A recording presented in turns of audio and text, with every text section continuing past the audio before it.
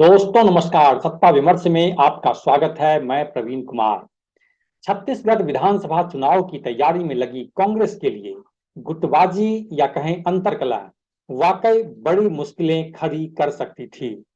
आगामी दिसंबर में 4 राज्यों में होने वाले विधानसभा चुनावों में छत्तीसगढ़ इकलौता राज्य है जहां कांग्रेस अपनी जीत को लेकर ओवर कॉन्फिडेंस है। लेकिन जिस तरह से बुधवार को टीएस सिंहदेव को 5 महीने के लिए राज्य में पहली बार डिप्टी सीएम बनाने का फैसला कांग्रेस ने लिया, ये मैसेज बहुत साफ तौर पर उभर कर सामने आया है कि छत्तीसगढ़ कांग्रेस में भी गुटबाजी चरम पे पहुंच गई थी।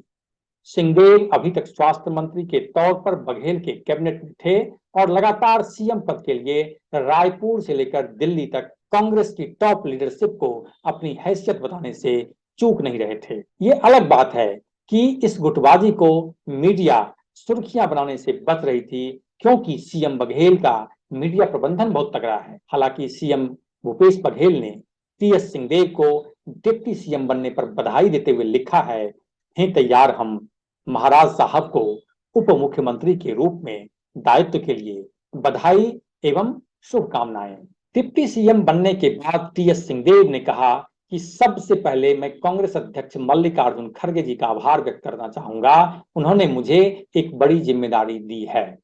छत्तीसगढ़ ने बहुत स्नेह दिया है, कांग्रेस पार्टी ने काम करने का मौका दिया है। यही है, जीवन में आपको जो जिम्मेदारी मिले उसे अच्छे से निभाओ, सबको साथ लेकर चलना है और कोशिश करनी है कि सीमित समय में भी कांग्रेस के भले के लिए, छत्तीसगढ़ के भले के लिए, लोगों के भले के लिए जो कर सकते हैं वो करना है। दरअसल राज्य में इस साल होने वाले चुनाव को लेकर हाल ही में कांग्रेस ने सभी संभागों में कार्यकर्ता सम्मेलन आयोजित किया था। खबरीलाल की माने तो इस कार्यकर्ता सम्मेलन के बाद प्रदेश अध्यक्ष मोहन मरकाम और सीएम भूपेश बघेल के बीच अनबन काफी बढ़ गई थी। दावा तो यहां तक किया जाने लगा था कि मोहन मरकाम और टीएस सिंहदेव के बीच बढ़ती नजदीकियों ने सीएम भूपेश बघेल और कांग्रेस हाईकमान तक को चिंता में डाल दिया था।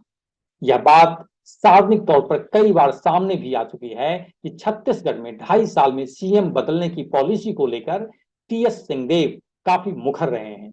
कई बार उनकी नाराजगी भी सामने आई है।